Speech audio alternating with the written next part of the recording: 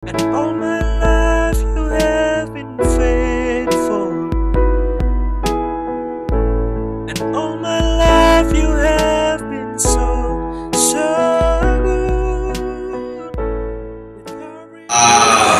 From a personal point of view, yun pong si Jesus ay muling nabuhay, siya po yung nagpapakita sa mga alagad. Diba? Isa nagpakita siya, wala doon si Tomas. Si Tomas, isa sa mga apostoles. So, nung dumating si Tomas, pilit ko nila sa kanya na, uy, nagpakita ng Panginoon. Nakita namin siya. Ang sagot ng Tomas, hanggat hindi ko may lagay ang aking daliri sa sugat sa kanyang tagiliran, hanggat hindi ko makalagay ang aking daliri sa butas sa kanyang kamay at sa kanyang paa, hindi naanan ng mga bako, hindi ako maniniwala. Yun ang sagot ni Tomas. Sino ba naman maniwala na nabubuhay muli siya? Biglang dumating si Jesus. Biglang nagpakita. At nung nagpakita, ang sabi niya kay Tomas, Tomas, halika. Ilagay mo yung daliri sa tagiliran ko, na may sugat. Ilagay mo, oh my God. To me, that is the best answer to the question, who is Jesus Christ? To us, to me, to you. Si Jesus Christ po, for me, for my personal life, siya po ang aking Lord and God. He is my Lord. I'm quoting the words of St. Thomas, Apostle Thomas, na The Bluetooth device is ready to pair. So, doon po sa tanong, sino si Jesus Christ, yan po dapat ang maging tanong natin, ang maging sagot natin. Siya po ang maging Panginoon at Diyos. At kung sinasabi natin, Panginoon natin at Diyos Jesus, ibig sabihin, nananalig tayo sa Kanya. Tinatanggap natin siya at tayo naniniwala sa Kanya. I-praise natin siya, kanyang mga turo, kanyang aral, ang lahat ng kaligtasan na kanyang dala. And when we do this, ano mangyayari? Magkakaroon ko ng pagbabago sa buhay natin. Magkakaroon ko ng pagbabago sa buhay natin. Sabi nga ni St. Paul, when we accept Jesus Christ, then we wear a new armor. Mag-iiba po ang ating mata, ang ating paningin sa paligiran, sa mga tao. Maging iba po ang ating puso. Ang ating puso po ay maging mapagmahal. Maging iba po ang ating kamay. Ang ating kamay po ay magiging matulungin. Let me apply this. As I said, sa buhay ko po, si Jesus Christ ay Panginoon at Diyos. Tinanggap ko siya ang Panginoon ko at Diyos ko. Ako po ay mayroong 4 na anak na I try to raise him up ayon sa kay Kristo, ayon sa Panginoon. Whenever, every time kami na sa hapag, sa table, kumakain, I would tell them about Jesus Christ, about how good Jesus Christ, how He loves us, and how He gave His life for us. Araw-araw po yun tinuturo. And I'm glad, and I'm happy to say na yung anak ko, nahubog ko sa ganang paraan. At yung aking panganay ay nagpunta sa Amerika, pero ayaw niya doon, gusto niya dito siya maglingkod sa Pilipinas. So bumalik siya. Nung bumalik siya, nag-apply siya ng trabaho.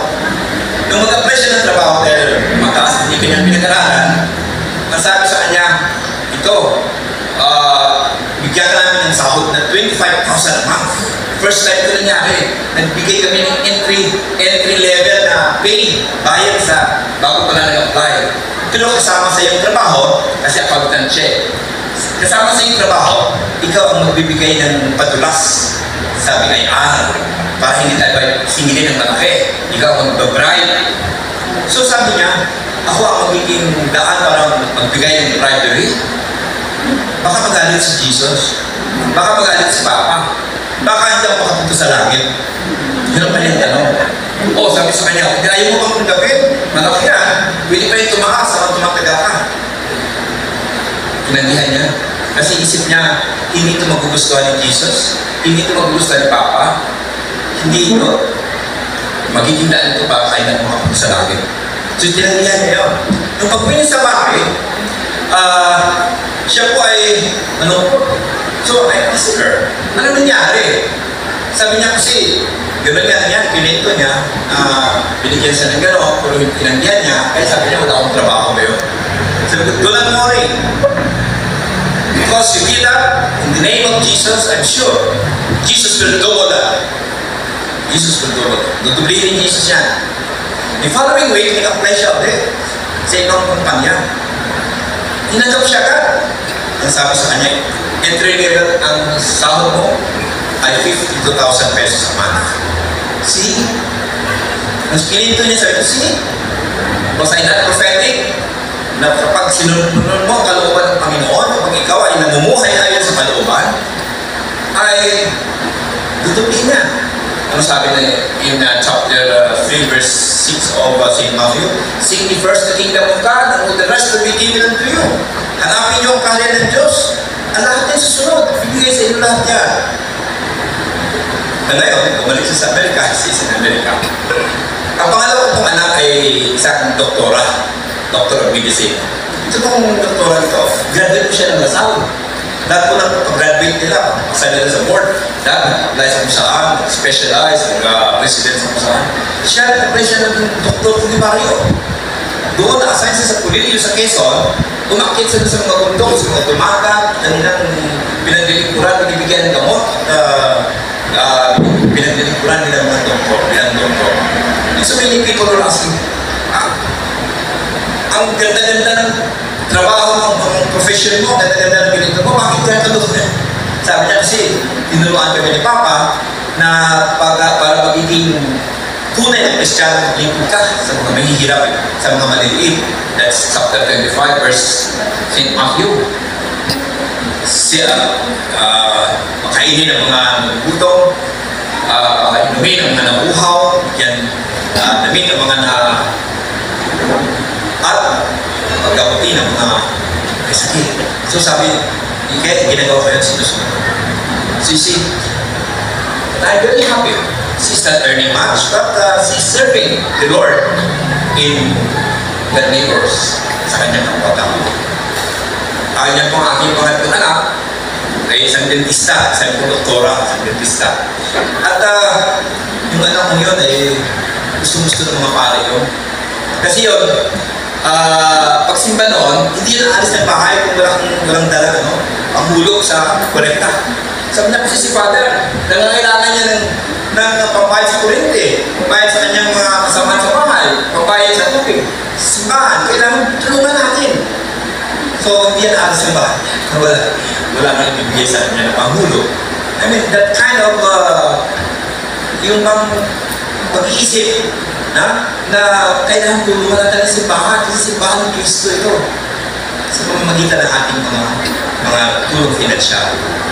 Yan po ang aking pang-apat na anak, isang graduate na siya ngayon, isang negosyante, businessman. Pero nung nag-aaral pa siya, binibigyan ko siya lagi ng araw-araw ng 200 na baon. Sa Lasal siya nag-aaral, business administration. Tapos, lagi humihingi ng dagdag. Bakit?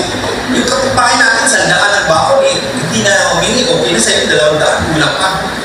Tapos na pag-alaman ko na pwede ito ng kanyang atin. Kasi yan, si Jeremiah, kapag pumapasok sa doon sa gate 1 ng Lasal, meron ito dyan ang pulubi na humingi lagi.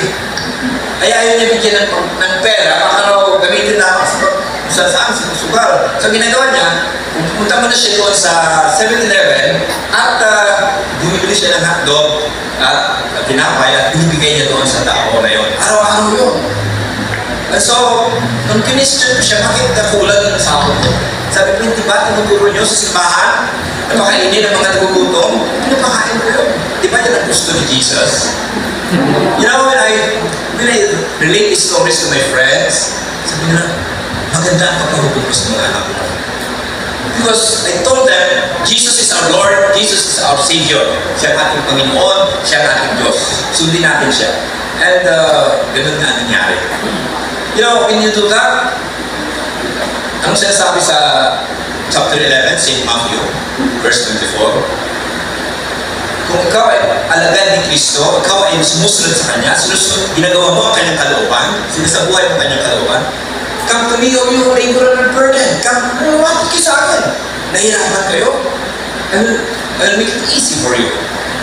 Bibigyan kayo ng kapahingahan. Bibigyan ko kayo ng kayong napapagala. Bibigyan ko ng inyong kapahingahan. So, because my yoke is easy and my burden is light. And your soul will be relieved. Kung kayo ay malapit sa akin, kung kayo ay sumusunod sa akin at malapit sa akin, lahat ng problema magiging madali. I see this because this has been my experience. Yun pong aking mga anak na yan, kasunod-sunod, 2 taon na nga ang kanilang dito hanggang. So sabay-sabay yan. Mula inter, elementary, high school, hanggang college, sabay-sabay nag-aaral puro sa private. Ang mahal-mahal. Sabay-sabay. Bakit? Hindi ko alam kung anong gagawin ko para naman na ako salva ko ang kanilang nangailangan. Baon, araw-araw, vision, napakamahal ka naman sa lasal. Ako po isang abogado, ako po isang lawyer, ako kasing lawyer, ako yung mahawak ng mga kaso. And kahit pa paano, mayroong kinikita, pero hindi ko sumisipin ng malalaki. Kasi naawa ko sa mga tao. So, as much as kinakapos dito, kinakapos din.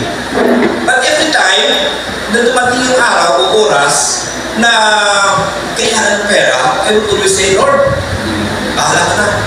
You said, kayo mga nahirapan, kayo mga nagtitiis, lumapit sa akin, come to you, bahala ka na, Lord. Bigla na naman may tumatawag sa telepono, attorney, meron po akong anak sa kulungan. Tulungan mo po, magkano kong bayad? Oh, sabi ko, Lord, sinagot mo agad.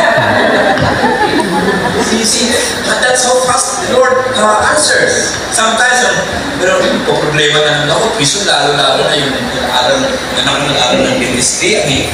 Bigat pala yan kasi mamaya bibili ka ng mga gamit, mga ginagamit para sa pagbulot ng ngipin o paggawa ng postiso.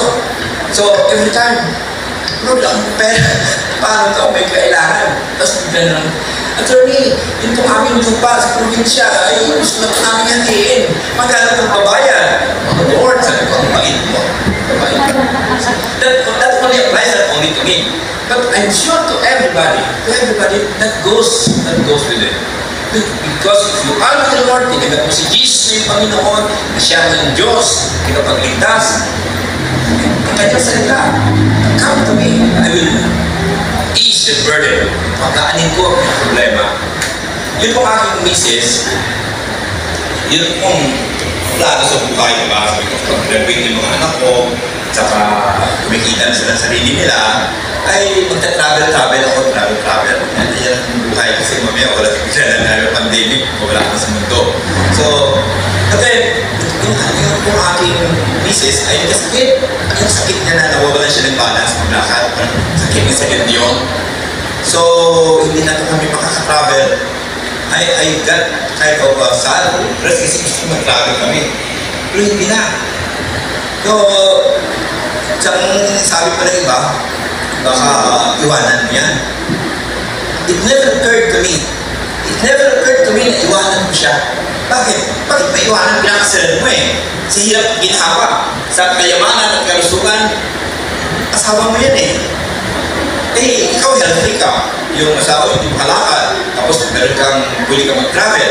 Kaya mo yan, travel ka. No, I could not do that. Why? Because naging katuwa mo sa hirap at ginhawa, sa kaligayahan at kasaputan, sa lahat na. That is our pledge, our merit, vow. Diba? So, it never occurred to me yung sinasabi, baka iwanan. No. In fact, nung primero talagang nalungkot ako medyo a little bit depressed. Pero, nung huli, sabi ko, naalala ko sabi ni Jesus, no? Sabi niya, if you want to be my disciple, carry your cross. Unless you carry your cross, you cannot be my true disciple. So, nung primero, medyo nahirapan ko. Sabi, Lord, if this is the cross that you're going to give me, let it be. Let it be. So, anong nangyari? Inalaga ko yung aking misis. Ako nagpapakain, ako nagsusubo, akong lahat sa kanya. Pero kami katulong, pero ako pa rin ang talagang gumagawa. Later on, I realized, ang sarap pala. Ang sarap maglingkod, ang sarap alagaan. See, when you accept Jesus Christ and you accept the cross that He gives you, ano mangyayari? Pati yung cross niya ay magiging daan para magkaroon ka ng kaligayahan. Ako'y natutuwa. Ako'y every time magagaling ko sa Fugado, sa Forte, ako'y nagmamadali ko Why? Because I want to see my wife. I want to serve her. Akong susuko sa kanya. Akong nagawa ng lahat sa kanya. It has become it's a burden in the beginning, but because of Jesus Christ, na tinanggap ko sa buhay ko, ay ano nangyari? Nagiging kaligayahan ko ang cross, na doon ay cross, ay naging kaligayahan. Ganoon pala yun. Kapag tinanggap mo si Jesus sa iyong buhay, ang cross ay hindi na maging pabigat. Ang cross ay naging daan para sa kaligayahan. Alam nyo, marami po ako nagiging kliyente na hindi po kaya bumayad. So kapag nanalo na yung kaso, lalo na yung mga criminal cases, mga drug cases na yan, merong attorney, hindi pa ako makabayad sa'yo, pero kung gusto mo po, ikaw bahala ka sa akin. Nagpaparinig, okay lang po sa akin. Ganun ano. Kasi wala sila may bayad, kinagawa na sila na. And it never occurred to me to take advantage. Hindi, lalo na yung aking business ay disabled na kumbaga. But it never occurred to me na to take advantage yung mga tao katulad niyan. May utang na loob sa'yo, are willing to, to degrade themselves, babaan na ng sarili. Pero, if you accepted Jesus, then, ang tingin mo sa tao, hindi na objective. Kapatid templo ni Cristo Kung tinanggap mo si Jesus, ang mata mo ay magbabago. Tingin mo ngayon, hindi lamang isang estranghero, siya'y kapatid. Siya'y kaibigan na marahil hindi mo pa nakikilala. Siya'y isang mabuting tao na hindi mo na nakilala. If you have Jesus in your heart, in your mind, in your persona, ganoon ang mangyayari. Kaya hindi na sabing, tulad niya, Sir, kung gusto mong isang gabi tayo doon, you will not do that anymore. Why? Because tingin mo hindi na siya object, siya tao, anak ng Diyos. Templo ng Espiritu Santo. Ginagala, anak ng Diyos. So you see, ayun nangyari sa akin. I mean, that's a personal experience. I'm proud to say that. Pero alam ng mga abogado, mga kapapagado na they will jump the opportunity. But I always see to it na, Lord, hindi ito ang gusto mo. Hindi ito ang kalooban mo. Ang mga tao ay kapatid ko, ang bawat isa, estranghero man hindi, ay anak mo, templo ng iyong espiritu. Dapat igalang. Yan po ang naging bunga sa akin na aking buhay. Hanggang ngayon, I do that. At tingin ko sa inyo lahat, kaibigan, kapatid, kay Kristo. Sapagkat when you accept Jesus Christ into your life, when you accept Him as your Lord and your God, and you let His Spirit come into you, magbabago po yung paningin. Ang magbabago po yung puso. Magbabago po yung kamay. Lahat ay para sa pera ko. Amen? Amen.